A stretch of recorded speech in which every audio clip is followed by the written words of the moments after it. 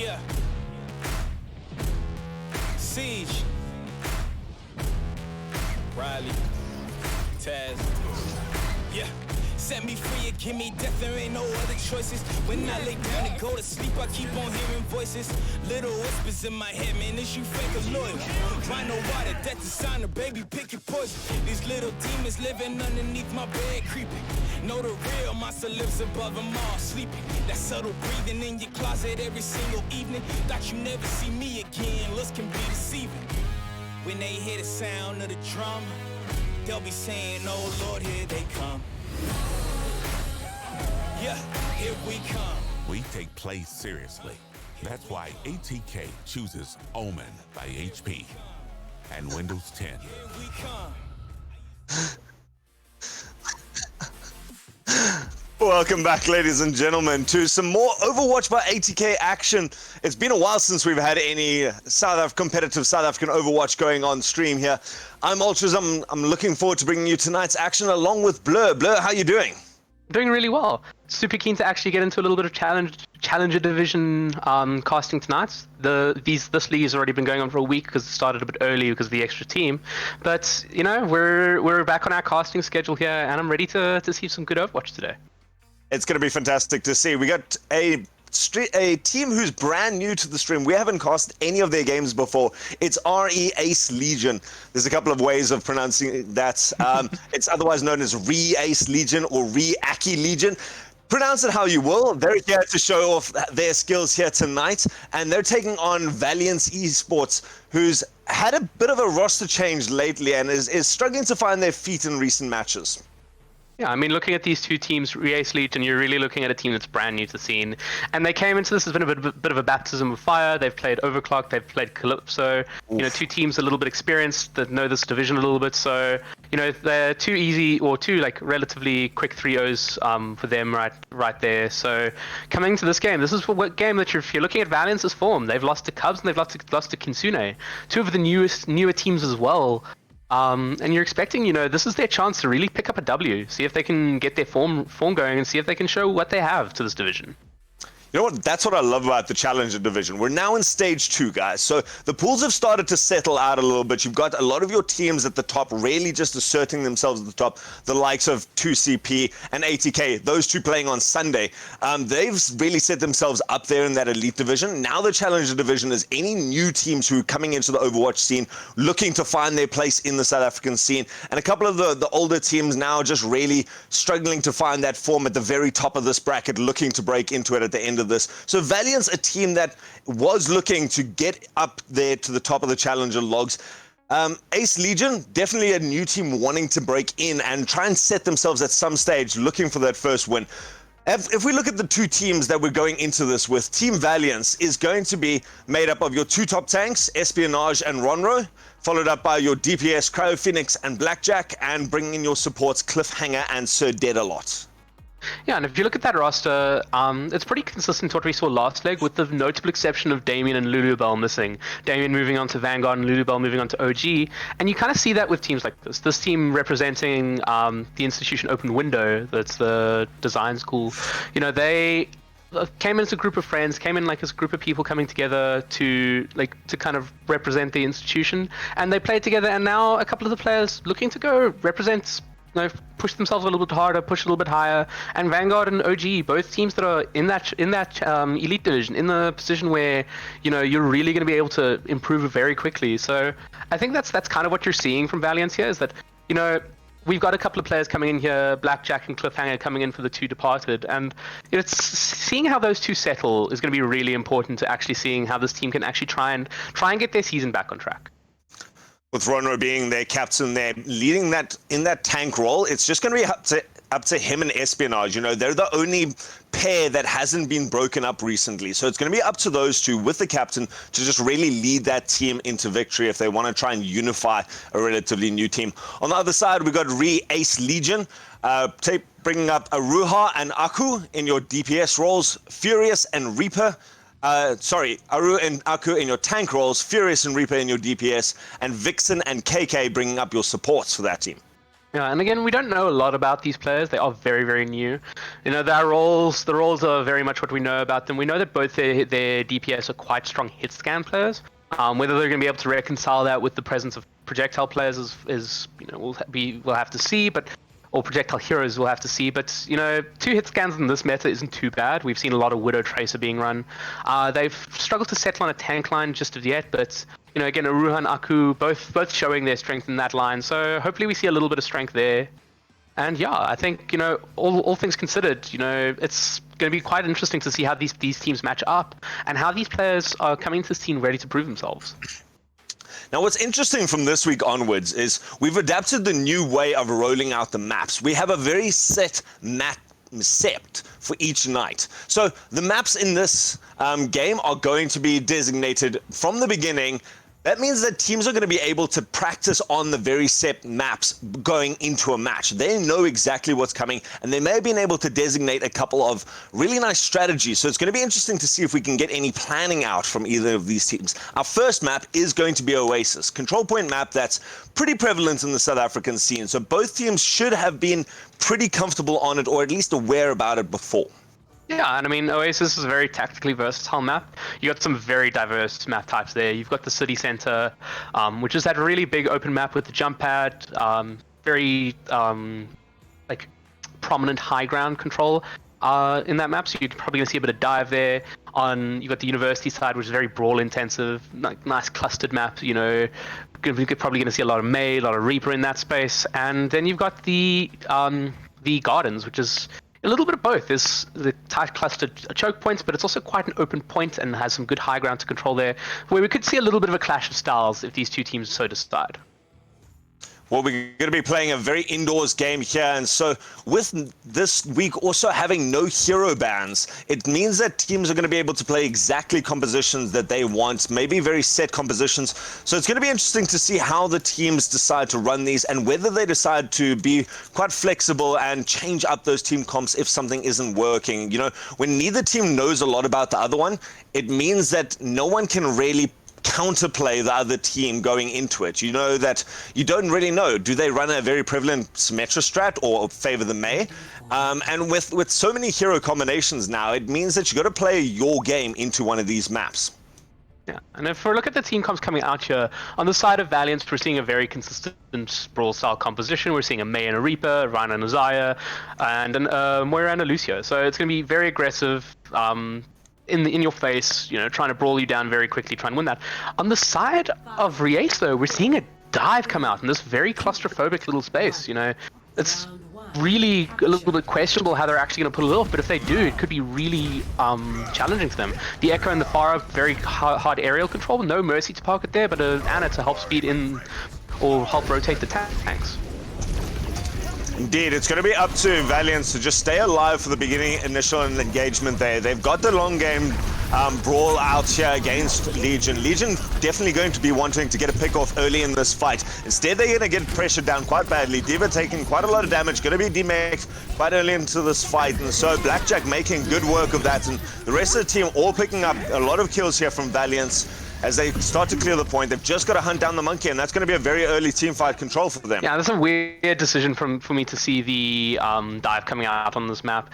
You know, you look at this map, it's very, very claustrophobic. It's very hard to get that space engaged, get your healers into a safe space and try and get there. And that's what we saw, is that as soon as the tanks dived, Espionage and the Reinhardt went straight for that Ana. Looking forward to the next fight here, you see the Reaper coming in here, but not a compositional switch as of yet for them, and I'm not sure I agree with this decision. Where do you think they should be going? Just switch off the dive completely and go brawl to brawl? Yeah, I think the brawl would probably be best, but even a pokey bunker could work here. But as long as they're playing something that just utilizes these tight choke points in the hard space a little bit better than they are right now. Well, they're now as a dive comp moving very tightly together, and instead it's going to be Valiant that's going to be initiating into them. Espionage taking a big swing into their faces, but not getting enough out of it, playing with his life. The rest of his team now trying to hunt down the loose pieces of Legion, and Legion with a lot of mobility isn't even able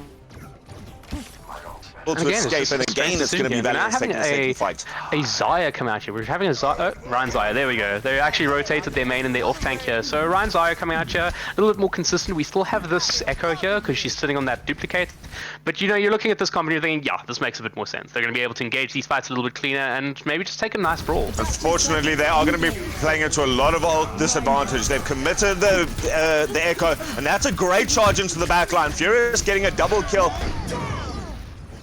and getting up that Earth Shatter quickly, but the rest of his team is dead at this stage. They are not going to be able to take this fight even with that ultimate. It's a little bit of a weird one for the side of Legion now, is that they're pushing into 6 ults. You know, there's no win condition here for you. You really have to hope that they desperately misuse their resources here. Otherwise, this round really looks like it's going the way of Valiance. That's a problem with giving the other team 2 fights. The rest of Valiance alive while they try and clean up some damage. They've got the Graviton and the Coalescence to throw into that. The Death Blossom's going to clean it up, and with every ult that they needed, Valiance is going to take this quite handedly. There's just a lone Lucio on the point. Last little bit of cleanup, and Valiance dominating that from the go. Yeah, and I think that's just it's a little bit of inexperience creeping in from the side of Riese. You know, they weren't sure exactly what they wanted to run here, and they took a while to settle. And once they settled, you know, they were getting into fights, but the fact that it took them so long to get to that point was really bad for their kind of win con. They really looked like they were struggling to actually take fights there, and once they were able to, there were just so many ults to push into that they weren't able to make their advantage, or make any advantage count. Alright, so we seem to be having a little bit of technical difficulties. I'm sorry about that. We hope you're back. If you didn't manage to catch the end of that last fight, Valiance just managing to clean up with 6 ultimates, dominating the point, getting the good possession, and just seeming to have the team comp from the get-go. ACE just didn't have a win condition, like you were saying, that they could really fight into consistently. They had to get a pick, and now we see ACE going for the much more static comp that basically mirrors what Valiance did in the first round. Yeah, and you know, they're running the Baptiste, so they have a little bit more sustainability on point with the Immortality field, but it's, again, they're just not getting into that fight properly together, and they're getting cleaned up very quickly. That was the May wall that just shut off the team, split ACE Legion in half, and it just allowed the rest of Valiance to clean up. They have lost Espionage on that Reinhardt. He's going to be coming in now with about 70% ult charge, so certainly making good use of that hammer. Yeah, and looking into this next fight here, that Shadow might be crucial, considering it's going to be the only ult online.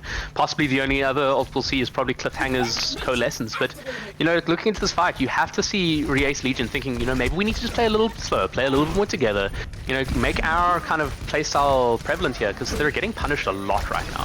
Seems like they're still in that Dove comp mentality. As Aruha is going to go down, that's the mainline tank at the front. Furious now trying to level this playing field, does manage to take out Espionage. Now a bit of a trade going on between the two teams. It's going to be a bit of a sustained fight going out there. Cliffhanger does have that Coalescence if he feels his team needs it, but they seem to be doing fine without it. Just pushing Riese off the point completely. There is a Zorion high charge coming in from Legion though, so starting to get a lot of damage. Unfortunately, that ultimate getting swallowed up by the Diva means that that entire win condition, that could have been one fight for them. They're going to have to fight it out the old hard way, and again, just slowing it down. There comes a great Blizzard into the back line, now followed up with the beats to keep Valiance alive, trying to last out that Blizzard, and not enough damage being done here by either side to be decisive. But the Coalescence, now the ultimate's being dropped. Furious with the big Death Blossom in the back line, manages to take this on the side of Legion, finally looking to put some pressure on the point. They are going to start ticking out that percentage and are going to be able to screw that. And if you're Legion, that's exactly the fight you want. You want to kind of just get a win on the board, you know, start getting some momentum, and hopefully they can keep it going right now. But playing into 4 ults now, it was a very expensive fight for them. They used their Blossom, they used their Mail, their Shatter, their Beat at the end of it, and I'm not really sure they needed to invest all those. Again, a little bit of nerve seemed to be creeping in. They don't seem quite prepared to be playing this just yet. They are going to have the positional advantage. Managing to already get out Espionage. Now the Blizzard comes out from Valiance, and they've got enough ultimates to throw with this. The big one's going to be the Diva Bomb, finding the back line as the rest of the team now cleans up. Just such an aggressive play using that Blizzard, shoving into the face of ACE Legion, and they just could not handle the number of ultimates that came out. Valiance, and sort of be expected there. Though it is to be noted though that Legion did get the first pick in that fight, so it just shows you the strength of ultimates. They're able to get in and win, even though they lost their main tank really early on here. Now the ult bank's looking a little bit bit closer, especially with that grab online. If they can land that, they could be hopeful of winning this fight. They just have to watch out for this for Blackjack's Death Blossom and Espionage's Shatter. Yeah, you say just have to worry about those. Those are some big ones to pull out. They're going to start the fight, though, now with the massive Graviton managing to hold a couple of them, and they've got a bit of it. Now the counter-grab, though, is going to turn this fight, but he doesn't manage to follow it up. He's going to go down very quickly. The mech's going to go down as one. Valiant's looking weak in this fight. They're not going to be able to hold this out, and on overtime, Ace Legion managed to take this back. And that's really good from them, really quite a disciplined fight. There was no thrown out mail there. You know, they're close to their beef that they probably wouldn't have used in that situation there. But from Valiance as well, they're holding on to that Coalescence, they're holding on to that Death Blossom. They didn't overuse, even though they were a little bit of a disadvantage that probably could have swung. So, you know, it's going to be a pretty balanced fight here. And, you know, if you're Valiance, you're comfortable, you're thinking, you know, we can afford to lose this one. So maybe let's just be a bit patient, see if we can play for a pick. If not, then, you know, next fight they can come in with more. I like this positioning of theirs. They've taken that high ground, so it's going to be difficult for Ace Legion to really push in onto them here at the top. They're going to commit to this. They've dropped down, and that's going to be dangerous into a May, especially with that ult. That ult's going to come out, and so Valiant's going to look very, very dead very, very quickly if they don't manage to get some sort of unity going back. That's going to counter it, though. That Blackjack ultimate managing to pick out two. The wall comes out with an attempt to take it out, but instead it's going to be just the beat now to secure it. Valiant's just wanted to win this outright now, and they've got to take out that May. The May, unfortunately, can stay along for a long time. They're going to take this out, but I think there is going to be someone from Legion who's going to be able to push onto this point. It's going to be a Ruha charging onto the point, actually takes out the Make and pushes it off the backline. That is a massive pick to start off this fight and secure this. The rest of the team has to get onto the point now. It's going to be overtime, so everyone has to commit at this stage. A good May wall splits off this fight now, and so with Valiance and Ace not at full power on this fight, it's going to be up to who can re-engage a little bit faster. Espionage getting a good pick there onto ACCE, so a tank goes down. It's just the supports left here into Valiance. Valiance with a good number of ultimates. They've got the self-destruct, they've also got the Earth Shadow. The self-destruct is going to be the big one to come out, takes out both the DPSs. And you have to look at that beat in that fight. You have to be looking at that and saying, you know, we want to use it. We want to use it to get an advantage in that fight, especially since the Death Blossom had already come out in the previous one. And it's just a situation that Vixen held onto it for so long there, and that eventually just, you know, it ends up costing them. It ends up costing them when they're not able to use that resource in this fight. That wasn't a massive turnaround play there. Just such heads-up play coming out from Blackjack. Just knowing that the rest of the team is caught in that blizzard, you know that the other team is just going to rush forward now. And the fact that it just goes forward and sits in the middle of them, they're all ignoring the Reaper, who they think is frozen. And he steps out, hits that Q, and turns that fight. Beautiful play. So a really nice back and forth going there between the two teams, though. The first round seemed very Valiance favored. You know, they took it 0 to 100, no problem. But that one actually got close. Re-Ace Legion coming out of that fight. Yeah, it was in the second round there was a little bit more. It shows that there's a bit of life in this game. It's maybe just Re-Ace Legion struggling to kind of like find their stride a little bit in this game so far. But you know, they were able to really come and like show that there's some fight in them. They can get some wins from in these fights. They can, you know, go toe to toe with Valiance. They can pressure Espionage. They can pressure the supports. You know, and I think that's going to be quite important going into the next map, going to Eichenwald, you know, which is there's some very exploitable map geometry there. You know, very exploitable positions to play with, and maybe that's, you know, what they'll consider as quite strong. The synergy from Valiance definitely shows, though. They're very clean and engaging. They're very disciplined with how they're using their ults, and that seems to be the difference so far, is that they just have that little bit more discipline. They just have that little bit more, you know, planning going in here, and coming into the next match, you're hoping to see a little bit better from Legion. I think it's going to be difficult for them. You know, they are now in the big leagues. They're starting to play against some of the top teams. And so sometimes the step up, the biggest thing that takes you by surprise is the speed. And Valiance is doing a great job, especially we saw in that first map. They actually, with the Reinhardt, chased the dive comp up the stairs and around the back and really take fights to Ace Legion, I feel. And they take fights on their term. You know, they took the high ground, very definite constructive play, but they are not hesitant to go in for it. Because, you know, that half a second that it takes the other team to react can be half a second worth of damage. And, you know, when you're putting out as a team 800 damage per second, 400 damage is significant. If you have a defined target, you go in and you just go for it and take the other team completely by surprise. Yeah, it's all about deleting that target and getting into a position to really win the fights out. And, Reace Legion seems to be struggling with that a little bit more than Team Valiance right now.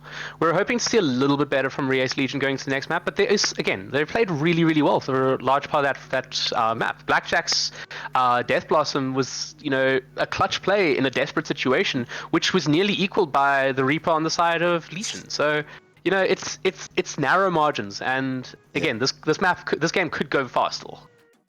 Now, what I like about Eichenwald and pretty much most payload maps is the fact that set pieces become a very big thing. Very defined plays at very definite points. You can choose exactly when you want to take a fight. There's very logical targets. Do you fight them at the doors or on the slope? Do you fight them at the choke points? You can really set your team comp up. And it's going to be interesting to see how these teams now start to play the strategy game against each other. When you got a control point, it can be a little bit more scrappy, a little bit more fluid. Sometimes, even if you get the right team comp, if it comes out too late, you can't counter that fight. A payload map has a lot more static points that you can really set up and fight your fight from. Yeah, I mean, looking at this, you got the one static point, and then the second after that, it's a clean shot through this big open space to the castle, and the castle again a very claustrophobic space. So very tactically diverse map, but also one of those maps that you're going to see how teams adjust to dynamic win conditions. And while Valiance might have looked clean engaging on those tight together points, the control maps, the dynamic movement of the payload throws a lot of teams off in how they decide to take fights, where they decide to take fights, and if you're not experienced at getting into those positions, it can be really punishing. From the two teams now, what we're looking at on the side of Valiance is we're looking at something quite similar to what we've seen in Overwatch League over the past weekend in the SummerSlam. We've seen the Genji and the Ashe played together alongside a double barrier composition. And that's, to take advantage of Genji's phenomenal ability to punish bad positioning, punish targets that are out of position. But from the side of Reace, we're seeing a similar kind of brawl, Symmetra and Ashe now instead of the two, the May and the Reaper. So a little bit less aggressive, a little bit more poke intensive, possibly with an idea to rotate if you're looking at how some TP can get you around, and some focus on that Baptiste and that Baptiste immortality field in this fight. They're going to have to play quite aggressive to mitigate the amount of poke that the side of Valiance can get at, but whether they do that is going to define whether or not they're able to get a foothold in this map. That's why I feel like Valiance has a slightly more skill-intensive game plan. Reace could just charge in now, and they've moved very, very quickly using the Sim Teleporter, but they've stalled out a little bit now, and it's almost up to Valiance now to make those skill shots count, and the longer you give that they're going to start poking and really shutting you down. Nice grab backwards means that Reace gets no further ground. Now it's up to them to really charge forward. They've got a couple of barriers online, but they are going to be fighting into a beat. They've got a Uhura in the back line now, pushing a lot of damage out with that Reinhardt, but again, the pokes start coming out. Ronro is going to get a pick off there. So is Cyber Cryo Phoenix, and now the damage starts coming out from Valiance. They've had enough time to get the advantage that they need, and then they shut up the fight very quickly. Very quick window out of that Baptiste there to really swing the fight in their favor. So much damage coming out of that space, and it's from the side of Reace, you're thinking we need to target focus a little bit better. We need to put them in a position where they can't just back up together like that, They were all swinging at different things and not able to get the picks, and then a player like Cryo Phoenix with McGenji will get behind, take out your Baptiste. Suddenly you don't have that healing in that fight anymore. So looking to the next fight here, they've swapped out this Metro for a Junkrat. They're looking for a little bit more spam, a little more aggression. Let's see if they can get the result they want in this fight.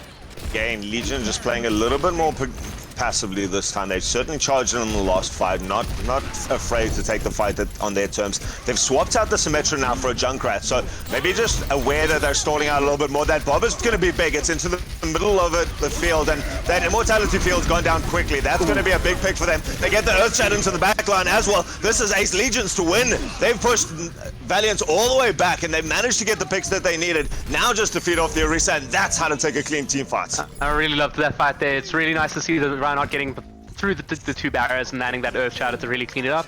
The Bob making a lot of space there, but it's really just good posturing from Re-Ace there to shape the fight, put themselves in a position that they want to be fighting in, and then really just punish the side of Valiance for taking a position that doesn't really suit their composition. So really well played from them, and coming to this next fight, they're going to have the Riptire, the Grav online, they have a beat in case they need to defend against, you know, the Flux, the Blade. So they have good options, they have good staying power. Hopefully we see this kind of work in their favor going forward in this fight. It's going to be interesting to see how much Valiance wants to commit and how early they want to commit this. ACE has a lot on their disposal, so they can fight even at a disadvantage. So it's going to be them just backing up a little bit. It seems like Valiance posturing to take this choke point. We're going to start with the Gravitic Flux to start it off. He's going to pick up 3 in the middle of it. That Immortality Field is down instantly, gets picked off, but it's done the job to keep everyone alive.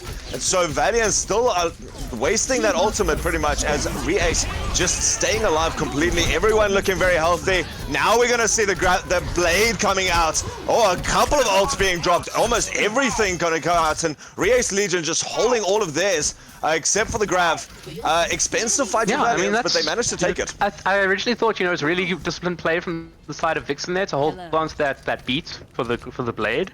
Not getting baited into it by the Flux coming out from the side of Ronro, but, you know, it's just...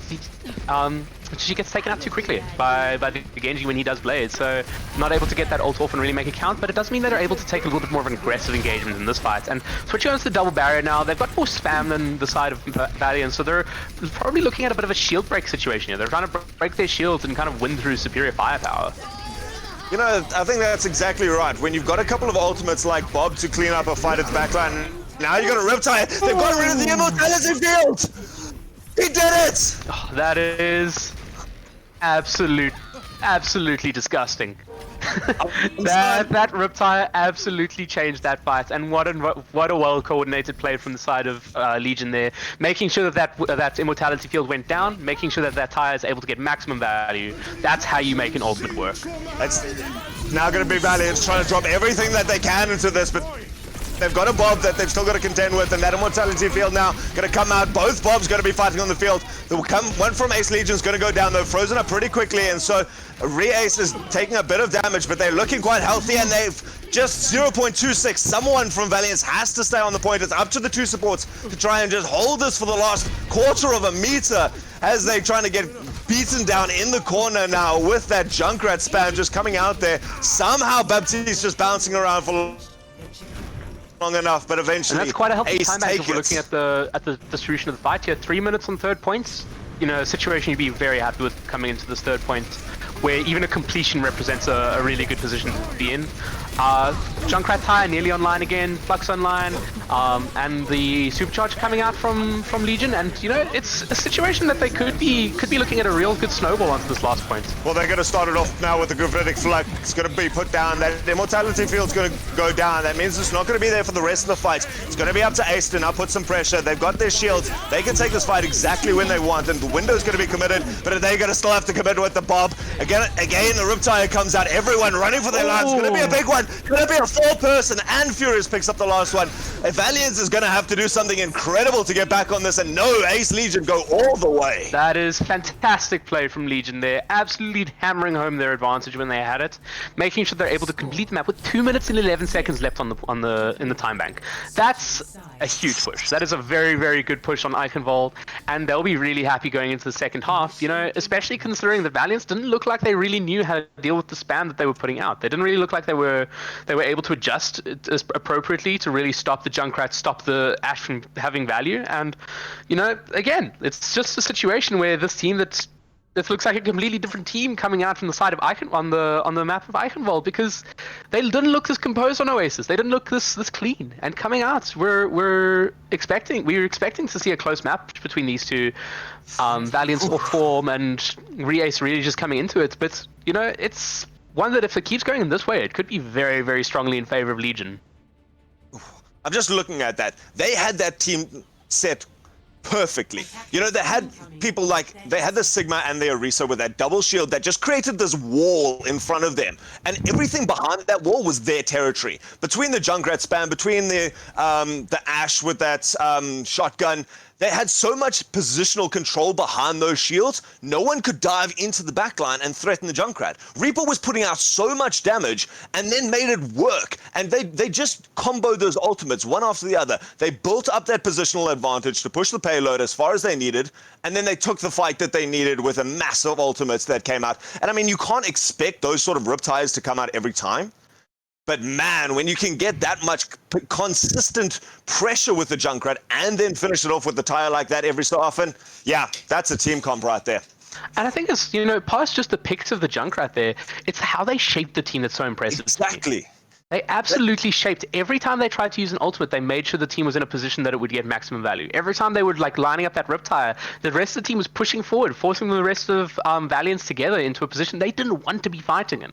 And then, they'd break the lamp, they'd break through the shields, and it would make sure it would just get maximum value. And that's exactly what you need to be doing. That's, it's the dynamics of what makes Overwatch such a dynamic team game, is that there's all these characters with these very potent individual abilities, but making sure that the counters to those abilities aren't useful is absolutely how you set up the win conditions of your fight. So looking forward, they're going to be coming out with something very similar here. They're playing the Zenyatta instead of the Lucio here, so a little bit more spam in case they didn't have enough. From the side of Valiance, we're seeing a Brawl, we're seeing a Pharah, which is meant to kind of pull the focus away from the front line, kind of give them a little bit of an option into engaging that fight. So Furious is going to have to be on form in taking that Pharah out of the sky. So it's going to be a clash of styles here. We're seeing very hard spam versus aggressive Brawl and a little bit of distraction. So how this evolves will determine how this fight goes. But not a lot of healing on the floor for Valiance playing with that Lucio. Ace Legion has got the same win condition, I feel, though. Their option was always protect the DPS. Now they're going to have to protect, instead of just Reaper, Furious is going to be a massive target for, that's the Pharah is going to look to take out. Blackjack going down early in this fight, Furious managing to get the picks that was needed. The rest of Valiant's going to push forward very aggressively, though. They've still got the Mercy online, and so that's going to put out a lot of consistent healing, and with Cryo Phoenix just leading the charge there with those massive shotguns, gets the triple kill, and Valiant's instantly push onto the point. Yeah, I think it's a little bit of a misplay there from the side of Legion. They need to maybe play that a bit slower, play a little bit more defensively. So they see that they're going to be playing against a Brawl, so take a little bit more space back and just, spam at them. Make sure that you're able to get maximum value out of your Ashe and your Junkrat. Characters that you're going to want to just unleash their full devastating effect on the front line of Valiance and on the kind of arching angles of Valiance there.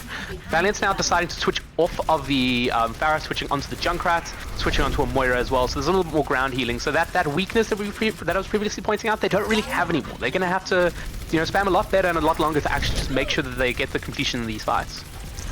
It's going to be Valiance with a little bit of positional advantage as Legion's going to come around this corner. Both teams just looking to push forward. That D.Va doing a lot of work, and that D.Va's going to be able to threaten the high ground. So Furious going to be up there, going to be threatened soon, but they managed to just get enough spam that they've just pushed back Valiance now, and so it just comes down to the spam, and looking to actually secure this fight now, dropping that Riptire now. Gonna try and find someone, jumps out into the open, not really managing to track anything down, and in fact, just gonna waste a bit of time though. Ooh, but the DMAC on the D.Va, it's almost better than a kill in many ways, because it's forcing them to either, go jump off the map and reset, go switch their character to reset, or try and spam out for that. So it's actually gonna waste more time than actually just getting a pure kill would. So as far as not being able to get your full value out of the tire goes, I'd say that's as close to. It's just not a good position for Valiance to be in, especially with the amount of spam coming their way. And now those double shields just creating a very difficult place now for Valiance to push into. They're caught now in the open, and it's going to be difficult for them to push into this archway. The Gravitic Flux is going to come out. That barrier is going to be committed early in this fight, and Espionage managing to follow up, takes out both the DPSs. Now no one from Valiance is going to be there to kill the rest of it. Legion, who's running at them. Sorry, other way around. Valiance doing the charge as Legion pushed back into the corner. Poor Sigma left alone. Aku, rest in peace. But it is going to be Valiance pushing straight through this. Great momentum from them. And looking at the start of Legion here, you have to have a little bit more discipline. Once you start losing people in that fight, you need to die on cart. You need to make sure that the payload doesn't get free progress, because they basically push from the bridge to the end while still picking off the leftovers, where if they just stalled it out, yeah, they still die, but they waste a bit of time and they get a last fight here. But getting into this position here, you know, we talked about how Legion would be happy with a 3-minute time bank. 4.5 minutes is even more intimidating at this stage, and they're gonna have to hold really, really well against the 5 current ultimates of Valiance, or 4 current ultimates of Valiance, plus the male that should come online in this fight, to really be able to deliver. It's going to be interesting to see if Valiance overcommits too early, though. You've got to take into consideration the fact that you've still got that immortality field and a transcendence, which is basically immortality itself. And so Valiance, if they're going to get those picks, need to get off the right picks at the earliest fights. And so they're going to have to look at a way to push forward. At this stage, still struggling to even get across the bridge, though. Yeah, and I mean, you have to look at pathing here. Maybe you go through the castle on the right, because pushing into this Junkrat spam means by the time you get there, however you get there, your shield's gone, in fact. And that's not how you want to be pushing into a bunker, especially one that's going to be doing so much damage in the early stages of this fight. And now it's going to be Legion just pushing forward. All that Earth Shadow is going to be big. That's going to start it. But there's the Transcendence. We talked about how that could turn the fight. And so Valiance has committed big ultimates, and they've gone very deep into it now. Cryophoenix trying valiantly with that Death Blossom in the backline, but no one else is really there. Just that great lift by Aku. The Gravitic Flux just separating that fight. And seems like Legion just taking this fight, and again, just that long fight in the beginning to try and push up to it. And again, they've retreated back across the bridge. Yeah, and that's the situation that you're going to have to see from Legion here, is that they're going to want to be spamming here. They're going to want to make this push across the bridge so slow and so agonizing for the side of Valiance, that once Valiance gets into the fight, you know, you're able to, it's a cleanup stage, it's a cleanup process. And you're able to break through those shields, get the value out of things like Riptide, things like Bob, and it's just difficult to get full value out of those things otherwise. Well, these teams are definitely committing everything that they can into this fight, and so that massive Ronro self-destruct goes into the backline. That's going to take out Reaper, and that was a big ultimate that they might have needed to hold this fight. Now, only the beat coming out now for Valiance left in this, but they've got that push, they've got the control, and they're going to get this first corner. Legion's got that Riptide. Aku's going to have a Gravitic Flux online. In due time, that Riptide goes into the backline. They managed to stop it, they managed to destroy it, and so with that beat coming out, they've got the positional advantage that they want. They've got that momentum that they want. Gravitic Flux is going to turn it around a little bit, but still, everyone healthy from Valiance. Valiance looking very strong here at the end. They've still got 2 minutes online, so even if they lose this fight, they're going to take another shot at it, but they're so far getting it out. ACE has got the spawn advantage, and they've managed to get a lot more people on the fight, so they've got a Bob on the fight as well, which is going to be a massive turnaround. And so the window comes out. It seems like ACE really want to take this at this stage. They're going to try and not just stall this out anymore. They're taking this fight on their terms. They're pushing back, and they've won this fight. And we're seeing a couple of calmer heads coming out from Legion now. You know, they don't switch their tanks up, they know they have ults, they know they can come into this fight and really stabilize really well, and that's what they end up doing. They just come into this fight, they stabilize, they give their Junkrat space, they give their Brigida space to brawl when things push onto them, and, you know, it's a pretty adept switch from Vixen to go onto this Brig here and really stop the Reaper from having the same effect he's been having in this game so far, where he's able to apply so much pressure. So, coming into the last few fights here, you may be thinking they have a little bit better of a chance than they previously did have, but not with the Earth Shadow like that coming out. They do get a great immortality field, who's actually going to give the rest of the team a bit of time to stand up. But Ronro's got another ultimate, another big ultimate, in fact. Going to clean up this point completely. Just the Ash left on the back line.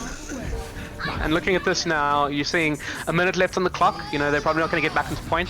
But a minute left on the clock, you know, it's they've got a big advantage. They've got a minute and 10 seconds on Valiance here. So looking at what they've got for the rest of this match, you're thinking maybe it's still a winnable game for Valiance. You're thinking maybe, you know, we struggled on the defense, and we really struggled to actually make our advantages count when we had them. But you know, maybe our attack is going to be a little bit of a swinging factor, because they were able to take that first point so quickly, and they got so much free space with the next couple of fights. So, you know, good signs for Valiance in this game. From the side of Legion here, you're maybe thinking our regrouping needs to be a bit better. We need to make sure we don't give them too much free push. We need to make sure if we do choose to disengage, we do disengage properly. And all things considered, it's not the worst place to be in these fights. Looking at how these teams are going to come out, Valiant's going to come out with a very similar brawl comp to what they did. They're giving up the Pharah altogether here. And from the side of Legion here, they're playing this double shield from the beginning again. No Ashe this time. They're going to be playing a soldier instead, presumably to check out whatever Pharah that they are expecting here and pressure flanks when they come in. And the Mei, we're predicting to slow down the Rhine, slow down the aggression from the side of Valiance a little bit. A little bit unsure if they'll have the damage to really hold this team at bay, but we'll be seeing that as the teams unfold now. It's going to be interesting and quite pivotal, I think, how these May wars are going to come out. Those can really change the tide of a fight and separate off teams. Yeah, I think, you know, coming in here, you're going to be seeing that they're probably going to use them to slow down the side of Valiance a lot. They're going to want to make their push agonizing. They're going to want to, like, draw out extra ult charge, draw out extra healing resources, and just really make them put themselves in a better position to take this half. You know, when you're so reliant on shields, it's also important to recharge those shields. Now, Sigma trying to retreat very badly. That wall comes out and is going to actually separate off Vixen. So the big heal goes down from the side of ACE Legion. So Valiance does have the sustain in this fight. They're going to push forward aggressively, knowing that they've got a bit of an advantage. They take out Reaper. There's going to be a massive, important fighter in this. And so the rest of the team now goes for cleanup. And again, Valiance taking this first fight so quickly. And I mean, you're looking at the side of Legion here, and they're getting good consistent damage out. Furious is doing work, but he's not getting kills. He's not able to get those completions, and that's the kind of appeal of something like an Ashe. It's that there's the really nice consistent damage from the Dynamite and the really consistent fire rate, but also she has such high pick potential because her individual shots do so much damage. You know, he's 76% to his ult. We're not even sure if the ult will be able to land effectively. So from the side of Legion here, you're maybe thinking, do we have enough damage here? Are we able to spam out effectively? Coming to this next fight, you know, they're playing into the Earth Shatter again, which is something that Espionage has shown really aggressively that he's able to land, and they're going to have the Coalescence as well. That combo has been quite potent for the side of Valiance, and if the Tactical Visor isn't able to get value here, it's really a crisis situation for Legion in this game.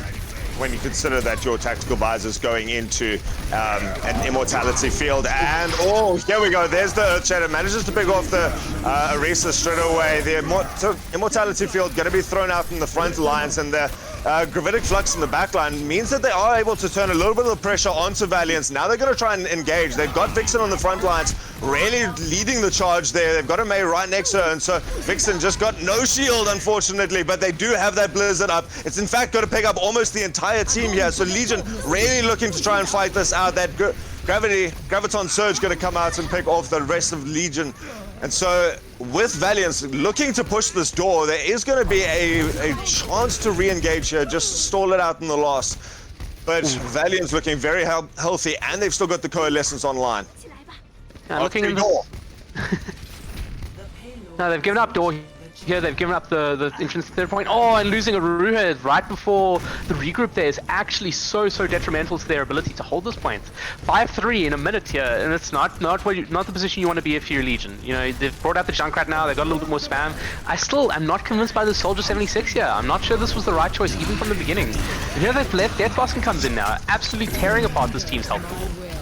The health pool goes down. That Immortality field keeps them alive, but if you just die 2 seconds afterwards, it doesn't help. And especially when you're fighting into a Coalescence, just such high, good consistent damage potential, keeps your team alive, and it just allows the rest of Valiance to keep pushing forward. They've dropped the drum to try and do some damage to get some sort of pick here and try and alleviate some of the pressure, but instead Valiance charges all the way through with just a minute on the time bank. And again, absolute crisis situation if you're Legion here. They've given up so much space, they've given up so much time, and their choices just weren't good there. You know, you look at the hero choices from the beginning. They pulled off those ults. They got into a perfect situation to use that Flux and that Visor, and they just weren't able to complete the kills. The Lucio ults absolutely pushing back both of them. And so for the rest of this game, you know, they're at a point where they have to push the entire map with the 2-minute 14 time bank that they have here. And, you know, maybe they do it, maybe they don't, but like it's a little bit of an experience thing showing here. Valiance have that experience of playing in this league, you know, picking out the opponent's weaknesses and absolutely exploiting them, and that's what we've seen so far. They've been lethal in absolutely like pressuring home their advantage and making sure that they are able to actually keep their payload moving. And you know, they've seemed to pick off that the team is struggling with that aggressive brawl and really just hammer home on it. From the side of Legion, you're maybe thinking, you know, maybe we need to play that a little bit more carefully. Maybe we need to play it just a bit slower, cycle out a little bit quicker, play a lot more spam with it, because they were doing well with the spam. But switching into this round now, we're looking at an aggressive brawl again with the Reaper, with the Junkrat. You know, they're coming back with a similar comp to what they took this first point with the first time they came around. And on the other side, you know, you got this slowing spam. You know, you got the May and the Ashe, something that slows down the Reinhardt push, and something that is able to spam behind his shields and get a maximum value. So, again, clash of styles, but we're expecting, you know, Valiance coming in with full confidence here. I like this pick coming out from Legion. Yeah, oh, they're going to lose Aruha at the very beginning. That Reinhardt and the Zarya also going to be caught alone on the back line. That's got to signal retreat for the rest of Legion now. Instead, they're going to pay with their life, give a bit of ult charge there, try and fight this out for some reason. And yeah, everyone falls eventually besides the Reaper. And there's a definite communication issue there. Arua pushing straight at the front line while the rest of his team goes down the left channel. You know, you're not really going to get the value going in as a lone Reinhardt there. And by the time he realizes that he doesn't use that trick where you can rotate your view without moving your shield, he instead turns his entire shield facing out to Valiance there. And lots of ult charge online for Valiance now as a result, you know, and they're going to have to really make better decisions moving forward now. They've got one more fight before these ults really start separating it off, and Arua has already taken damage. Arua going down in the beginning of that fight, and so again, just being a bit over-aggressive now. It's going to leave the rest of the team with something to do, and pushing into this. They are doing so much damage. Valiants actually all go incredibly low, but no pick-offs at the end of that. Only Cliffhanger going to be going down. A nice Reba Tire, in fact, does come out. It's from the Junkrat, but they do manage to clear it off. Oh, very strange window they used when the fight is already won. I can't help thinking they may be trying to change out their Baptiste here. But, you know, it's good ult usage there. The Reaper's Tire getting value again. It's in my head now. It's over. Hard, right? Once you've said it. You know, once Aruha goes down in that fight, you're really worrying for Legion. And he has to play a little bit more carefully here. You know, I think it's a situation where he must be feeling a little bit nervous, must be feeling a little bit of the first match jitters. You know, first cast match, first time on the big stage. You know, it shakes the nerves a little bit. And you know, you want him to play a little bit more patiently, play a little bit more carefully, and that's what he's doing here, abusing this corner, getting into position to take the fight. But coming into this, Valiance with the Bob and the Flux and the males in this fight could really put themselves in a good position to win right here. Oh, that group together with the Gravitic Flux throws it up, and they managed to stay alive through that wonderful immortality field. But again, now the May ult being used in the end of that fight to just make 100% sure they've just got to win this one and tick down the overtime. So beautiful layering of ults there. Yeah, and you know, we look at that and we say 2 minutes and 14, that's not a bad push. Really, if we're looking at it, that's still not a bad push, but Valiance just got so much free value. They shouldn't have been given the chance to get the value that they did out of that round. And they're now in a position where it's match point. You know, we're 2-0 to Valiance right now. Another lapse in concentration, lapse in performance like this. No matter how many Reaper tires we end up getting, you know, they will be taking the L in this game if they carry on like this. For Valiance though, you're thinking this is a good performance booster if they keep up with this kind of performance. You know, they have struggled in their first couple of matches, losing to teams they wouldn't have been expecting to lose to. So, you know, if they're winning this one and they win it quite cleanly, you think, you know, maybe this is them getting their season back on track. Yeah. But from the side of ACE Legion, you think this is where you want to kick your first season into gear. You want to start, you know, putting yourselves in a position to really kind of like perform, really show what you can do, and maybe just give yourselves a bit of a chance to actually like see if you can maybe take a crack at those top 3 spots, be eligible for promotion to Elite Division, be eligible for those higher seeds towards finals. And that's kind of what we're looking at. Rialto now coming in again, really punishable map. Really, it's one of those maps that you either collapse on or don't. And going forward into this map here, we're going to see it after the break. All right, guys, so join us again after this for Team Valiance versus ACE Legion. ACE Legion 2-0 down. It's going to be up to them to just shake off those nerves a little bit and just start playing their own game after this break. We'll see you just now. Don't go anywhere for the third match.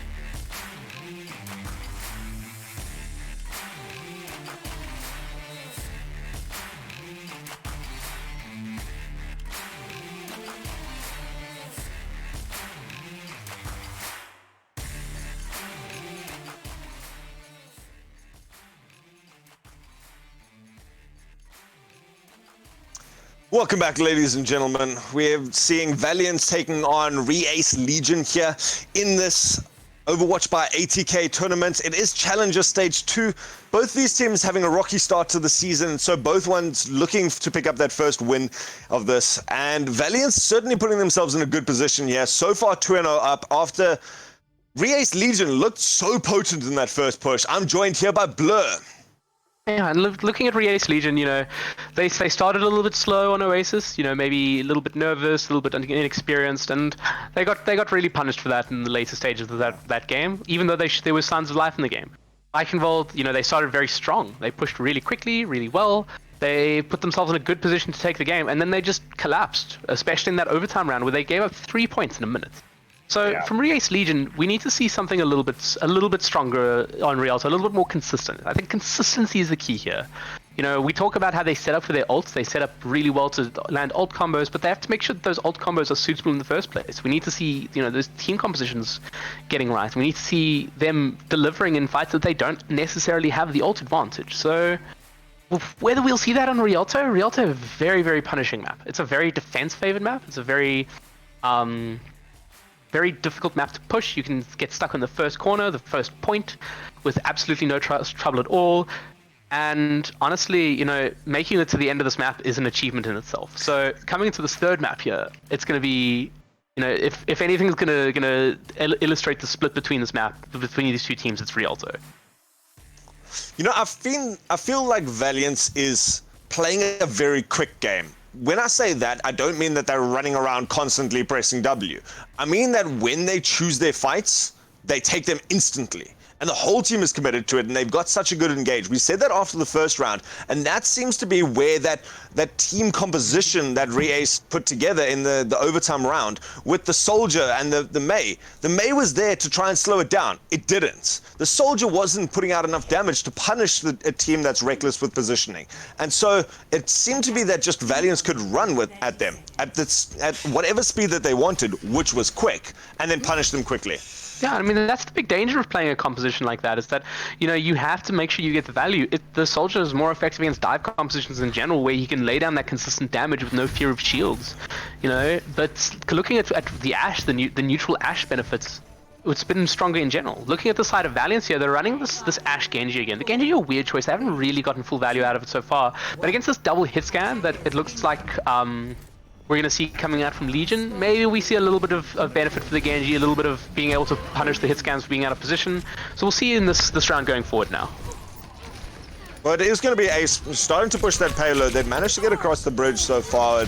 And it's still going to be Valiance on that high ground, taking all the positional advantage, and now they can start getting the pick-offs. Furious manages to get a pick up on Espionage, so it's going to be nice for them, a bit of a consolation, as they're getting a bit of position on this payload, though. They are pushing up nicely, so when they get reinforced, the rest of the team just doing well, and Valiance showing very, very rare restraint from their side, just happy to keep letting this payload push. They're getting the picks, they're getting the team fight wins, but they're not asserting their positional advantage. Now they're going to try and push forward a little bit, and so with Ace just using this corner advantage, now it's going to be Valiance actually completely out in the open. They don't really have a lot of cover to work with, relying very heavily on those shields. They've managed to get that resurrection back up, and so the Genji's going to be back online. Reaper gets up a big kill there on Blackjack. Ronro going to turn around the tables and get Aruha out. Aruha again falling very early in these fights. But here, just dragging it out. Those shields from both sides proving so pivotal, and it seems like Ace just being pushed back a little bit now. Yeah, and we see the ult charge. There's a lot more damage coming out to the side of Valiance. Like, they've got 4 ults online already, and from the side of Legion, you're not maybe getting that same value from damage as much as you are getting that pick potential. So maybe a little bit of inconsistency in terms of the healing output coming out, but certainly decent first push there to get around the first corner, like make good use of that spawn advantage to really gain some space. But from these 2 hit scans, you're maybe expecting a little bit of a wider spread to try and get in position to actually make advantage of the fact that you got such high pick potential. I'd like to see Reaper swap off that Widow. It's certainly been getting the picks, but now certainly being confounded by that's going to be a devastating pick in the back line. They've got Bob in the front line, going to be shut down by the shields quite significantly. Blackjack playing a risky game on their own there, and so the Gravitic Flux now going to be used to try and clean up a bit of this team fight. Is going to take out Ronro, so that's going to be a nice push forward for them, and they're going to start threatening this position quite aggressively. The rest of Valiance being pushed all the way across the bridge, and they are indeed going to give up this first point. A really nice clean out from the fight there. Yeah, and that's a little bit of a different play style we're seeing from Legion right now. They're playing a little bit slower, making sure that they can get the advantage, even if they lose a pick in the fight. But you know, you're maybe like it's still a big question mark over them whether or not they're going to be able to find those picks when Aruha goes down, when they lose the presence of the main tank in the fight. Yeah, we see the Blade is going to come out into the back line. The beat's going to be dropped down to counter it almost perfectly, and no picks coming out there. That's going to be a massive ult exchange there. Cliffhanger managing to get Ronro up on the back line, and even with that drum not getting any value out of that, they're going to lose Aruha again in this fight, and so that's going to be big. And now the Gravitic Flux comes out. Valiance having all the ultimates that they want to drop on this fight. They've still got 3 in the back lines. They've got Cliffhanger and another Bob if they feel like it, but so far Legion just realizing that they may have lost this fight and just dropping out, keeping up some consistent pressure and just trying to build some oil charge of their own. Yeah, but at this point, you know, you're looking at ACCE, the primary damage dealer here, who's staying in this fight, and you're thinking, you have your ult already, you need to back off. Now you're just giving their healers ults. Yeah. You know? But in this position here, they're pushing forward a little bit more now. You know, they're getting into these positions, and they just need to make sure they get the value that they need to out of these ults. Well, they've managed to separate this Bob off now. The sleep goes in, but instantly cancelled, and so the rest of the team just push out, and so the Bob used to just gain some space. Ooh, ACCE going down. That's going to be massive, and that's going to lose them the fight now. They're not really going to want to push forward, considering he has been doing so much in this fight, and he's got that ult, so just looking to keep a bit of positional advantage. Furious is going to go down, unfortunately, though. Blackjack getting such a nice pick and putting out such good damage, already up to another 50% on this ult. And that's the big danger of this here, is that, you know, you're looking at the fights that Legion are taking, and they get into good positions, they take a good fight, but the end of the fight is just so long. It's just taking them so long to die, so long to get out, that they're giving so much extra poke damage, extra ult charge to the side of Valiance, that they're able to maintain their advantage. They're going to have to use ults in this fight. They're going to have to make their advantages count. Otherwise, they're going to be looking at a similar situation where they just waste too much of their time in these engagements. Well, there we go. Phoenix has got his ultimate back up. Both of the Gravitic Flux are being thrown out. It's going to be Furious dropping that Bob into the back line. That's going to be big. Followed up by that wonderful Dynamite. It's going to take out Phoenix just before that ultimate comes out, and shutting off that fight just before everyone else from Valiance was going to come online. And I love to see the Bob used with the Gravitic Flux there. It's really nice seeing that ult come out there. It's a 7th man on the field, extra health pool the enemy has to deal with. Doesn't miss, does a fairly consistent amount of damage.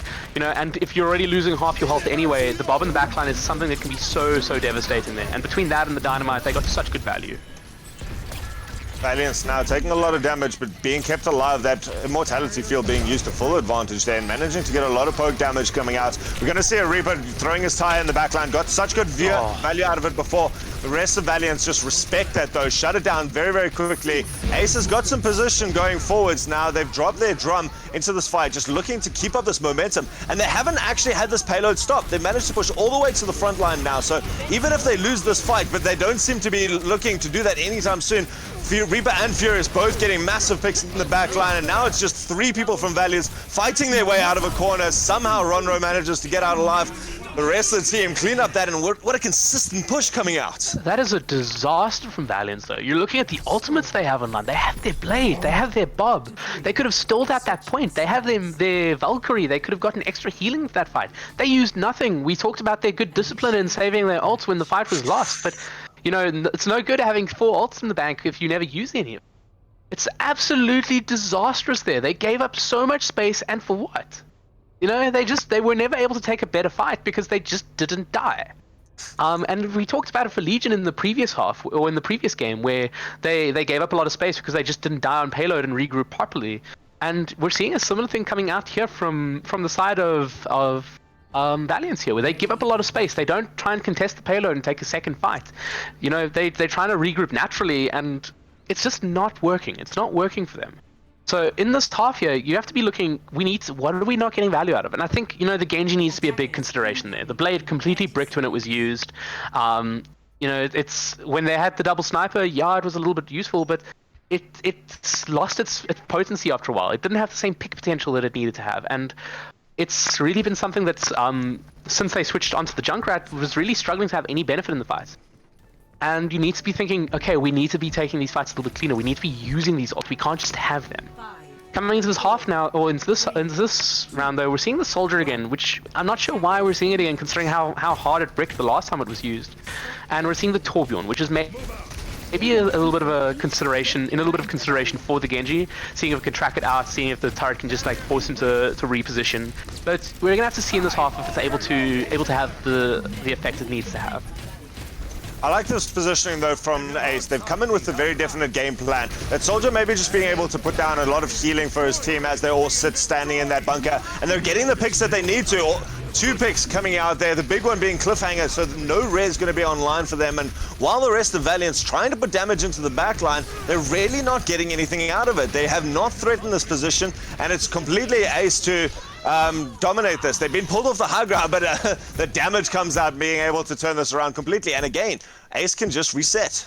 And you know, that's good play there from them in their first half. They're making sure that they're laying down consistent spam, making sure that the team on the side of Valiance gets low. The Torp Tower are doing a lot of work there to absolutely clean up those kills. And if they don't deal with those resources, they're gonna have a really tough time breaking this chokehold.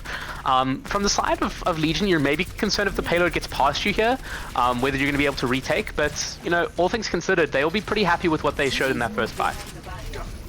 It seems like Valiance, again, just not 100% sure how to push out onto this. And so still taking a lot of damage. And Reaper's managed to get up that Molten Core. That's going to be big if they want to drop in on this next fight. Blackjack going to go down at the beginning of the fight. Means that even that Bunker Breaker Junkrat that they're trying to pull out is not going to be there for them. That window being placed very far backwards, especially considering they're trying to threaten this corner now. And so they managed to push some distance. But Reaper is going to come in from above with flaming hot goodness onto their heads. Not wanting to threaten it out just yet. The tower's going to go down. Now we see the Molten Core used in a very small area though, and doesn't really get them any sort of positional advantage. Valiance being able to fight where they want to. They're fighting exactly where Aku wants them to fight though, and being able to lift them up into the air. The Valkyrie going to be committed now, and so all the ultimates, this is the fight that they're going to all take. Valiance now looking to push that advantage. They've still got that Valkyrie online, so they've got all the damage, they've got all the healing that they want, and they're able to clean this up quite nicely here. And if you're looking at the side of Legion here, they probably don't even get a second contest here. They're going to have to just hard regroup here, especially with Arua going down so late. He's going to get the late spawn as well, which means his team just needs to run out. They need to not even try and take this fight. It's over for them trying to get back onto this bridge, and they have to make sure that they're going to be able to take a second fight on the second point here. Make sure that they're able to get this high ground and start spamming a little bit. Well, they've set themselves up again in a very definite position. They don't have the Torbjorn with them. He's following his way up there. Vixen's going to go down, so that's a lot of their healing that they're going to want, and certainly it's going to be a lot of their follow-up if they need to engage. So everyone else needs to stay pretty well hidden behind here. That Riptide are going to be useful in the backline. Oh, picked up with that Orisa grab. It means that everyone in the backline going to be there. Cliffhanger picking up Valiance, the rest of the team going to be able to just keep pushing. And now, Reaper a little bit out of position there. Run for your life. Does manage to find the rest of his team, but Valiance just keeping control of this payload and pushing it all the way. A little bit of a cleaner regroup we're seeing from Legion here as well. Their healers actually deciding when the appropriate time to get out was. Vixen actually being able to speed the Ana and the Lucio out there. Are they going to give this away for free? I think they're going to have to. The Genji Blade getting so much value there to actually just take out the Ana and the Bongo in the early stage of that fight. And again, now they're getting staggered. You know, I just talked about how well they were regrouping, but now they're in a messy position here. Now this isn't the fight you want to be taking. And immediately, you know, the Lucio going down there, the Torbjorn and the Sigma likely to drop as well. This isn't where you want those resources to be. Oh wow, and they're going to throw out the Gravitic Flux. A bit of panic definitely coming out there. There's no one there to follow that up. You cannot be throwing that out now, and while you're standing there, you're not contesting the payload. The payload has carried on moving this whole way, and so Valiant's just going to have all the ultimates that they want. They've got Ronro's Gravitic Flux to start off the fight. They've got Cliffhanger as well with the Valkyrie there to try and keep the rest of the team alive, and there's only the Nano Boost that's going to come out now. They've got it onto the Reinhardt, who's going to be lifted up in the air. That's half the Nano Boost wasted already. They've managed to even kill out the Ana, so there goes the healing, there goes the tank, and Valiant's controlling this point from start to finish now. He's trying to fight into this, even going to drop the Riptide into the back line, trying to pick up 2, gets 3 in fact in the back line, and so Valiant's just completely flattening out this point. Just got a couple more picks to get, and there they are.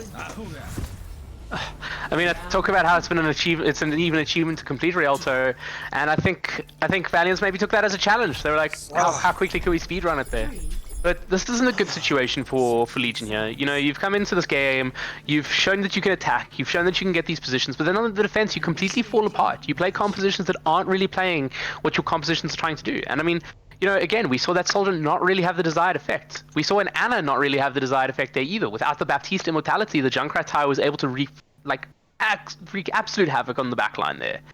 You know, twice it was used, and twice it got, you know, 2-3 kills. It's like absolutely, you know, devastating when it's used in that fashion. And if you don't play the counter to it effectively, it's gonna keep getting that value. And it's something that they have to consider, and it's something they're not considering they're bringing that Anna out again. You know, they don't have a counter to both the Blade and the Flux. And in the previous fight, they didn't have a counter to the Blade, the Flux, and the Tire.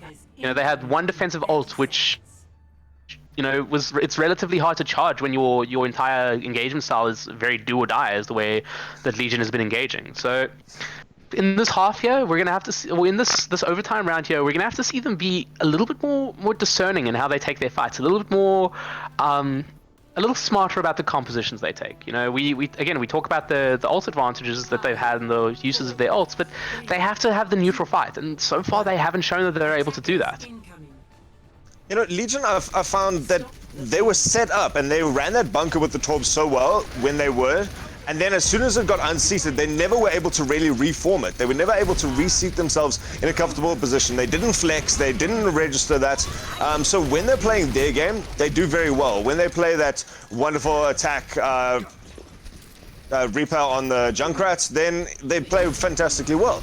Now they've picked up a nice team comp that's again going for this pick potential, and so with that pressure, they're managing to push Valiance all the way back out again into the open area, which is going to give their hit scans a good sight line now. And again, Valiance just giving them the position of this payload. They are retreating the whole way. They don't want to take a single fight, and so they seem to be just collecting their resources here for this last little fight here at the end. And gonna have to get onto it quickly, guys, because at this stage it is being pushed, and Valiance just taking their position under the bridge there. The ult's being thrown out now to try and just stall it out and fight at the back line. No one's really got bigger ults. Aku can take the fight when he wants to, though. He's got that gravitic flux on board here, and so just really stalling this out. Both teams just trying to get pick-offs at the beginning here, get the positional advantage, but allowing both teams to fight this out. Neither one really wanting to commit to an engagement. It's just a battle of the fields there, and there we go. The gravitic flux is going to drop them all in that backline. It's going to force out that immortality field, and that's going to be the space there for Cryo Phoenix to get out that ultimate. Again, they're going to be countered by Furious's Bob. Furious too late though, and the damage is done for the rest of the team. Now all going to be pulled out, and with only an Ashe and a Widow, you're not keeping that fight alive at the end. Yeah, and it's so unfortunate to see Vixen dropping so early there, because not able to get that beat out for when the Dragon Blade was actually coming in. And now, you know, it's in a last second touch situation. You're not going to be able to counter the Flux if it does come in, and it's just not a good situation for you to be in here. If you're Valiance, you're really happy with the hold you're able to pull off. You've backed off and put yourself in a really good position to take this game. Gravitic flux being used there to try and just get the few people on the payload off. That Bob in the backline is going to be the devastating factor there. There's no one there to stop that. It's just going to start picking them off. They've had to dedicate the shield behind, but it's going to be the rest of Valiance then able to push forward, take out the rest of the team, and the Bob in the backline does all the work there to clean it up for Valiance. And that's, you know, it was, you know, you remark on how they backed off, they didn't want to take a fight, but I think that's just really smart regrouping. They knew they'd lost espionage, they knew they were going to be taking a fight, you know, short-handed, and they wanted to make sure they take a fight at their full 6, and they take a fight in a position that benefits it. And from the side of Legion, you're seeing them like get into that fight, start posturing, and they had that Flux ready, they had that Bob ready, and they just sat on it. They sat on it, kept poking, kept trying to win the neutral fight. And in an overtime round, you have to prioritize progress over economy. You know, you're not playing with a lot of economy. You've got 2.5 minutes. You know, you've got not a great deal of time. You know, you're trying to get the maximum value out of like what you already have, and holding on to it, trying to get the perfect Flux, the perfect Bob, is just never going to happen. And coming into this round here, you're thinking they really are going to have to pull their socks up on the defense here. They're pulling out the May Reaper here. They're still playing a bunker, but that's maybe going to be a little bit more of an ambush style, something we haven't seen a lot of them play so far. They've pulled out the Baptiste as well, the Immortality probably giving them a little bit of a chance to get back into this half a little bit. So hopefully we see them coming out with a little bit more stability here, a little bit more kind of clean fight engagement, but they really have to turn it around here to actually give themselves the chance of even getting back into this game. I mean, who do you really even engage on here? You got Cryo Phoenix, who's going to be bouncing around consistently. Cliffhanger can dart from target to target. You got Blackjack, who's probably going to be sitting at the back line, just spamming that damage into you wherever you're going to collapse on. So going to be interesting to see as Valiance now push forward. They're going to try to take that first corner. Blackjack going to go down early in the fight. That's a lot of their damage, and so it's going to be Ace that's going to be able to take the early fight. That grab going together, being counted out by the Immortality field. So no picks there. Cliffhanger doing work, getting Blackjack up on the field, and Blackjack managing to get that kills. Just that unexpected Junker spam right down that corridor, turns it around. Valiant's now taking this fight, getting all the momentum that they want. They're even going to get the stun out, and poor Aku retreating with a hand up. Gonna throw the stone as well, just doing everything, but again, just not wanting to commit with the rest of his team. He's got some reinforcements now. They just need to try and hold this. Again, take that lesson from Valiance. Just try and hold this position. Wait till you've got every resource that you can have in this fight. They've lost Reaper already, and that's the closest ultimate and the most pivotal ultimate that they could have needed. Aku's going to use the Gravitic Flux in the back line. They're even going to be able to escape that Junkrat tire, and so somehow Legion managing to pull off a pretty stellar defense here. Cliffhanger holding onto that ultimate, just not wanting to drop the Valkyrie just yet, has managed to get them up line, and so they can take this fight if they want. Instead, just realizing they've got a minute 33. They want to take this fight once and for all. Yeah, I mean, looking at that, it's really good fight priority from the side of Valiance here. They know that they have the Blade online. They know they're about to have their Flux. They think they can pump out enough damage with that and with the resources that they do have to win the fight out. So, you know, possibly not the worst position for them to be in here. This is not going to be good for them, though. They've been initiated on with that May War and the Blizzard. It's going to start taking them out. They're looking for the Mercy. The Mercy is going to be the big pick, and that's going to counter it out. They do lose the Reaper in the front line, charging forward a little bit more. They are going to actually try and turn this around. They've committed the Orisa ultimates and the Gravitic Flux. That's going to pick a lot of them up, but the beat comes out early. The beat comes out and cancels it all, and they're able to get back behind their shield walls. This is going to be a very expensive fight for Valiance, but they are pushing forward now. That Blade coming out from Cryo Phoenix in the back line, followed up by Junkrat's damage, is managing to do the work, and they're getting the picks that they needed. The Death Blossom comes in, gets two, isn't going to be enough. It's going to be up to him and the Lucio. Vixen trying so hard to stall this out, but Valiant's dropping everything that they needed in the fight. Yeah, and I mean, again, we talk about the fight management there, and that's exactly what it is. It's just the fight management that allows them to really clutch out that fight, to put themselves in a position to win, and they take this 3-0. They take the 3-0, what's in a fairly comfortable way, it has to be said.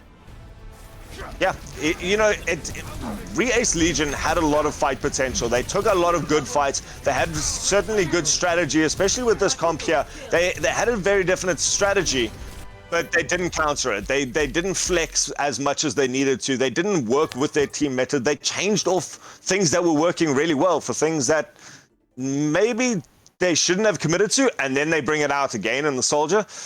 Some interesting choices, but some good play coming out from Ace Legion. Valiance, though, the consistent team, just the more strategic team, and the more unified team, it has to say. Yeah, I mean, that's very much what we saw out of the sides there, is that, you know, as much as we saw from Re-Ace Legion, we saw some good signs of life. We saw that possibly in a few weeks we might be seeing better from them. Yep. It wasn't, today wasn't the day for them. Today wasn't the day that they were able to really deliver. They were really able to prove what they were able to show off, and you know, it's unfortunate because there were good signs there. There were good signs that they know what they're doing, and there's some good signs that they're heading in the right direction. But you know, we sitting in a situation where they have to be considered as very much, you know, a work in progress. You know, they don't really know when to make the correct use of their resources. They don't really know when to make correct use of certain compositions, and it showed there. Like they weren't really able to deliver in the way that they needed to get the leg up on a more experienced team like Valiance. And Valiance quite a new team in their own right, and you know, a couple of big roster shifts here. Them picking up this 3-0 today will be massive for them. It's really reinforcing them, really making them feel a lot better about how they've been playing. And you know, all things considered, I think that's the difference today, is that they just had that little bit more experience, even if they had to shift up the roster. And you know, it's what you consider the big difference here, in how they were able to win this game. Isn't that the beauty, though, of the Challenger division? It just allows all these teams to come in. And Ace Legion, I'm sure they've picked up some stuff from tonight. They've certainly learnt a lot from tonight. So I'm interested to see how they go and how they develop as a team going forward in this. But Valiance taking this 3-0. Is there anyone who you thought had a stellar performance? Like, the team as a whole played a very unified game, but there must have been someone who just shone in terms of the amount of workload that they carried. I think the major difference here has to be in the support line. I think the support line is something we pointed out on Rialto especially. You know, we saw the Ana on the side of Reace not really able to get the same value out as the Baptiste that we were seeing there. And so I think we're probably looking at a case of either Cliffhanger or Sir Dedalot being our kind of stellar player here. I mean, we saw especially on Eichenwald, we saw in the early stages of those fights, building up that early window while the enemy Baptiste was only at like 60%. We saw the consistent healing coming out the entire game, and it's like that's exactly what we needed to see from those players. And so I can't actually give you an exact one because I'm not actually sure. I think they were both fantastic players today, and would be happy with either one. So which one do you think would be our player of the match? Like, I would love to hear it as both of them coming and letting us know. As like, sports is all about sharing, guys. Let's be fair. We'll have to ask our producer whether or not we're allowed 2 players of the match. Because we'll see. Like, otherwise it's Cliffhanger for me, but like that's just because I'm a Mercy main and like I've got a little bit of like bias towards that. Like, Cliffhanger did exactly their job the entire game. Like, I know that they didn't play Mercy the entire game, but that entire Eichenwald was a Mercy push, and even on Rialto there was a lot of Cliffhanger playing Mercy, and it was staying alive consistently. That Rez was constantly on cooldown. They won the fights through just sheer numbers. The whole point of Valiance's team comp was to just keep snowballing and keep that momentum going, and then use the ults to just secure whatever fights that they needed to. And it just, Cliffhanger's Mercy was always there with the Rez and staying alive and Valkyrie. Like, that's it. That's your entire job as Mercy, and Cliffhanger did it well. That's just me. I'm a Mercy nerd. What can I say? Yes, we can both of them. Yes. Right, this is how we do it. We can talk about keeping feeding tanks alive, and you know the stresses of going for that Rez. You looked at the difference. Like, as much as we joke about that, keeping your tanks alive is so critical. We saw Aruha there going down too many times. And whether that's the team not backing up, whether it's Aruha going too far forward, whether it's the support healing not coming out consistently, whatever, it's a team game. And the fact that Aruha was dying more than Espionage and Ronro made a difference, made a significant difference, especially on Rialto. Yeah, I mean, we saw a lot of pressure being placed on Aku during that game to actually try and deliver, try and keep the rest of his team, you know, stabilized. And, you know, maybe we can talk a little bit about like how, you know, he should have disengaged as well. But the fact of the matter is at some point they needed to take fights. And when you're trying to take fights with just your off tank in the position, you don't have that same pushing power that a team with their main tank has. And the supports are crucial in that because, you know, the main tank is generally going to be what takes the majority of your damage, what takes the majority of your poke. And yeah, that's a situation that the healers are very much responsible for. Is that Espionage, despite the main tank duel being very equal for a lot of the first 2 maps, you know, was able to keep Espionage up a little bit better. They were able to keep Espionage up just a little, that extra bit, and that really gave them such a good advantage in being able to take this game today. Well, let's go find out what they have to think. They're sitting there, they're waiting, and I want to hear out from our first duo player of the game, Cliffhanger and Sir Dedalot. Hey. Hello. Welcome, guys. Welcome. Congratulations for being our first tied player of the match, because supports are a team. Supports are like one player. Yeah, we stick together. Thank you for having us. Thank you so much. As soon as you called us out, like, we both kind of died a little bit inside. yeah, in a good way, though. Yeah, we're excited. Yeah. We're really this excited. This has never happened. Yeah. It's like winning a prize on the radio. Welcome. And we're going to now put you on the spot and pick your brains for a couple of seconds. So, Yeah, let's go. you guys must be happy about this. This is a big win for you guys, just really getting the momentum going in the Challenger series. Thoughts about the match and how you feel about it? Yeah, we're really excited about this win. So recently we lost 2 of our players, one of our supports and one of our DPS. So we lost quite a lot of our core functionality there. So we were a bit rickety there at the start of the season, second season. We picked up Blackjack to kind of replace, and we had a full. So we were very rickety, but after a bit of training and some shot calling, practicing and stuff, and some team shuffling, I think we've improved a lot, and we showed that here tonight. We hope to just improve more as we go. Yeah, this win definitely boosted up like our whole confidence as a team, because we've been working really hard to try and get our comp together again after losing such important players. Yeah, So yeah, I think we really needed this. it was good. Well, it's really nice to hear. It's nice to hear that, you know, this will be good for your confidence, and hopefully we see you guys carry this momentum forward in the next couple of weeks. Yeah. Coming up against Legion, you know, you must have been a little bit nervous, thinking, you know, it's quite a new team. You know, you don't really have a good read on their results because they played against the big teams really early on. So Yeah. you know, what were you kind of like planning on going into this game? How are you kind of approaching this game in terms of playing what's very much an unknown quantity? So, as you said, they were quite a new team, so we didn't really have much on them. We kind of had a small gauge on what they were like, so we knew this would either be really tough, but it's still winnable for us. So yeah, we just stuck to our comps that we've been practicing, the poke and the brawl especially, with the Orisa Sigma and the Ryan Diva, and yeah, I think we came out on top with that. We had no idea what we were going into. As soon as we were told who we were playing, we're like, okay, who is this? Yeah, we were quite lost as to which team this was. Yeah, for me, I was a bit intimidated because, you know, we'd never seen these people play, like we haven't heard of them. And I think our whole strat was basically like, okay, we're going to play what we've been practicing, even if it bombs. Yeah. And yeah. That's what we're good at. Yeah. We had to switch a lot of the comp around just because we wanted to play what we were the best at. Yeah, like pulling out the Junkrat with their Junkrat pressuring us. It was, yeah. Well, that must have been really intense for you guys. Like, it sounds just from your voice that you guys are, like, this was an intense match because the number of times that they actually really showed a lot of vigor and life. Like, that first round of Oasis, you guys cleaned it up pretty happily, get your nerves settled. Second round, fight to the death. Then you get to Eichenwald, and they come and they suddenly steamroll through the center with a 5-person Junkrat tie at in the middle there. I mean, like, that must do something to the team morale and really get you guys riled up about who are these guys. Yeah, it was scary. It was scary to see how well they were playing as a team. They were no means and they were playing very bad. good. They had good team coordination, and yeah, they were playing really well. It did get us a bit riled up. We were quite nervous. We still kind of are after those battles. I think we're all kind of shaking now. Yeah, we really are. But I think we kept calm enough head, and yeah, we played to our strengths.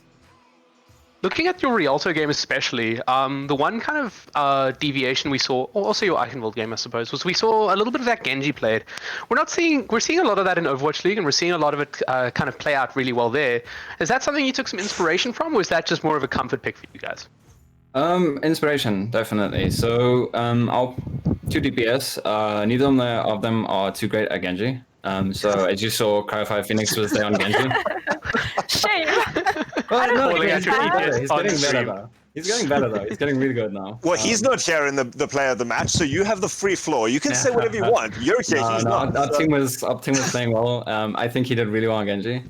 He really showed the practice that he's been putting in on Genji. We took this inspiration from some of the higher teams that gave us some tips, especially with the Genji buffs. It's really put Genji in a great place. You farm ult so quickly with the damage boost. It's just a must pick, especially with like the poke or the dive. And yeah, and it worked out well for us, I think. I love to hear that. So you guys are definitely finding your feet as a team, and that's really great. When you've had a lot of roster swaps, it can cause some friction. Just who are these new people? How do they play? You know, just get everyone on the same page. But you ended up banding together so well in every one of your fights. Your engages were so clean, and you guys have to be feeling happy about that. What advice would you give to Re-Ace Legion? Like, what did you find that you did better than them, or what weaknesses did you spot in their lineup, or the way they played, that you could say, you guys are devastatingly good already? Fix these things, and one of those tips that you don't really know if you want to give it to them because, like, then they'll use it against you in the future. One of the biggest tips that I was noticing was they would waste an ult or two once they've won a team fight, or there's only like one of us contesting card or something like that, or point. They would throw out the Sigma ult or something like that, and I think that gave us the real edge because they lost a big ult like that, and we could just engage on them without them having it. Another point was they would sometimes split in team fights where they would just separate, and they would fall apart real quick then. Another big thing, it's not really strategic, but it's a confidence thing. Like, we've been playing together for a while, we've lost the last couple of matches, and then as soon as, we started coordinating ourselves and winning, it gives a huge boost of morale through your team. And sometimes you've got to sit back and be like, okay, we're all getting frazzled now. We just need to take a deep breath and recollect the team comp and go in together. Yeah, definitely. That's definitely also a thing. Don't get too frazzled by losing a match or losing a team fight or such. Yeah, keep a level head, I think, as well. A good tip. Don't feed. Don't feed. That's the best advice you can possibly give anyone in this league, I think. Blue was sitting there at the end of the game just going like, why are you fighting 3v6 like the entire time? It was eating at his soul, genuinely. So it's a good tip. Yeah. Any last questions? Not too much. I think congratulations on your win today, guys. Really nice to see you guys getting your leg on track. Really keen to see more of you guys in the next few weeks. Yeah, I'm really keen to play. Thank you, guys. And I want to say, yeah, go for it, Cliff, sorry. Oh, I hope we don't bomb in the next few matches. No, we're going to do great. Confidence. See, confidence. It's all like what you were saying about. So, representing the support community, this is like a rare occurrence. You guys are here as players of the match. Yeah, what do you have to say to the support community out there? Look, we made it, guys. Jeez, guys, I don't know. you get bullied by tanks, DPS, diver menu. It feels bad, but push through it. The reward is worth it in the end. If they're not listening to you, yell at them. Yes, if your team's not listening, yell. It works. It works. Everyone always pictures supports as these like little comforting teddy bears. No. Like they will flame you, and they deserve to flame you. It's fantastic. All right, guys, where can we follow you if we want to keep up with more of your individual action? What do you do? What social medias are you on? And what about your team? Social medias, I think we still don't have a Twitter up yet. We're sorting the logistics out behind that. I personally have a stream, /Deadlot on Twitch. And yeah, that's about it. We don't have too much going on. We're all a college team, so we're part of Open Window. If you want to look us up there, and the Open Window social media. And yeah, that's about it. Awesome. It was fantastic to hear from you guys. Well done again on your win. Congratulations to the rest of Valiance. Please take our congratulations back with you to your team. If you guys want to, if you want to follow up with Re-Ace Legion, you guys can follow them on Twitter. It's RE_ACCE on Twitter. You can follow them there. I'm at Altruism on all my stuff. Blur, where can we find you? You can find me at Blur_RSA on Twitter. Yeah, my producer's just reminding me that I've got my tag right this time, so thank you, Peach. I appreciate that. Yeah, Cliffhanger, where can we find you? And notice we didn't hear from you there. Oh gosh, I'm kind of invisible on social media at the moment. Okay. I'm just kind of a part of the team, you know? Cool, yeah. If you guys want to follow Cliffhanger, don't. Yeah. No. Stalking. Maybe next time I'll have a Twitch, but we'll see. We hope to see that.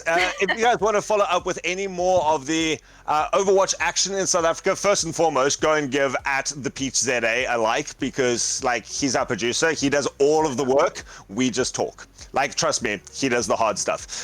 So go give him a bit of love on social media. Tell him I give him a hug. Like, just go on social media and say hug to Peach. Like, please do it. Yeah, you're right, Chair, but they can't share you, so I have to pass on. That's what he says. Please go give him a hug on social media. media. If you guys want to follow up with any more Overwatch action in South Africa, please follow the main page. Is obviously the @ZA Overwatch page. That one has all the update on all the tournaments that's happening in South Africa. And for this specific tournament, please go show your love to @ATK Arena. They're the ones who bring you this entire Overwatch by ATK tournament. Blur, your final closing thoughts for the night? I think it's a really good showing that we saw today from a very new team, and I think it's nice to see, that there's signs of life. They're not going to be kicked around for the next, year and a half. They're, hopefully going to be picking up a couple of W's this leg, and then hopefully if there's an next leg or at finals, we see, them coming back and like showing what they can do. And Valiance as well. They've seen that they're able to recover very well from losing a couple of players and starting to get their leg on track. And so, good signs of life for this scene going forward. Good signs of life for Challenger Division for the next 3 weeks that we're going to be having of this leg. So, very excited to see it going forward. Oh, I love the growth of South African Overwatch. Guys, if you want to get involved, go get involved with all the tournaments, play whatever you can. You could be here on our next stream. We're looking forward to it. Our next stream, however, is going to be one of the big games in South Africa. It is going to be ATK versus 2CP. That's going to be on Sunday. It's going to be fantastic. I'm going to be there. I'm so excited for that. Join us for one of the top games in South African Overwatch at this stage. Cannot wait for that Elite Division game. Otherwise, guys, we'll see you then. Have a wonderful night, and thanks for joining.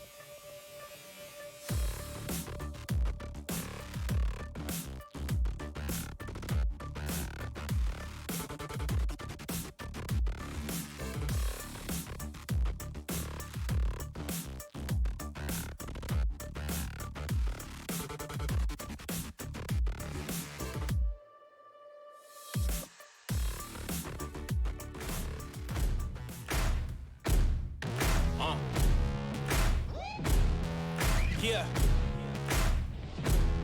Siege. Riley. Taz. Yeah. Set me free and give me death, there ain't no other choices. When I lay down and go to sleep, I keep on hearing voices. Little whispers in my head, man, is you fake or loyal? Rhino water, death designer, baby, pick your poison. These little demons living underneath my bed, creeping. Know the real monster lives above them all, sleeping. That subtle breathing in your closet every single evening. Thought you never see me again, looks can be deceiving. When they hear the sound of the drum, they'll be saying, oh Lord, here they come. Yeah, here we come. We take play seriously. That's why ATK chooses Omen by HP and Windows 10. Here we come.